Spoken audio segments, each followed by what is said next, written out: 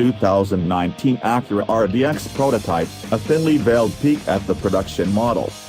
A return to turbocharging and sportiness.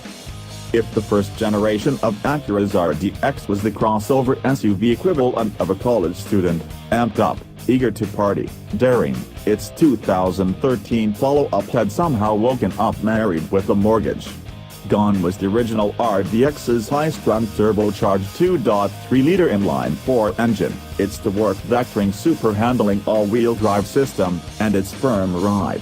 All of that was replaced by an inoffensive crossover with the smooth, effortless V6, a soft suspension setup, and conventional all-wheel drive. Just look at the 2019 RDX prototype here.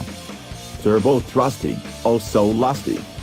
Because every new vehicle redesign seemingly must incorporate a size increase, the RDX grows relative to its predecessor. Acura hasn't released all the dimensions for this prototype, let alone the production model, but tells us the crossover's wheelbase is 2.5 inches longer. That would place it on the large side for the compact luxury class, and Acura promises that back seat space and cargo volume will be class-leading. We poked and prodded and sat in the rear seat of the prototype for ourselves, and although roomy, it doesn't seem to live up to those claims. Final judgment will have to wait for Acura's release of the final product. Acura has packaged similarly appealing hardware beneath this canvas. Super handling. Drivers choose those driving modes via a huge metal dial smack dab in the middle of the dashboard.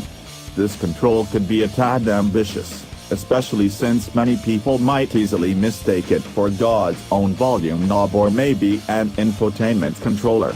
Except that there isn't an infotainment dial. Instead, the RDX's new 10.2-inch dashboard display is manipulated via a touchpad on the center console. The big difference with Acura's system is that the pad controls the infotainment screen with a one-to-one relationship, meaning finger taps in, for example, the upper left corner of the pad immediately manipulate controls in the upper left corner of the display. And the screen isn't a touchscreen unit, so this is the only way to futz with it. It's actually pretty good, though.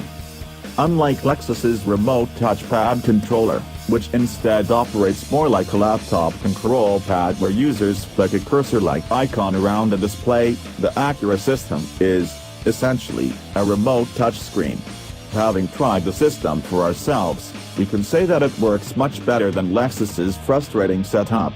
Acura also has minimized how much control work is handled on screen, something Lexus doesn't, limiting how deep one must penetrate the display's menu structure to accomplish common infotainment tasks.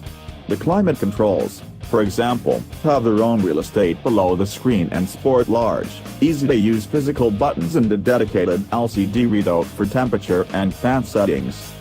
Acura's pride in this RDX being its most extensive redesign in more than a decade says a lot about the malaise the brand is working to eradicate from its lineup. Think back to the 1990s, when Acura sold the Integra Compact and the NSX along with the Slick TL and the classy Legend. The brand spoke a language both premium and sporty.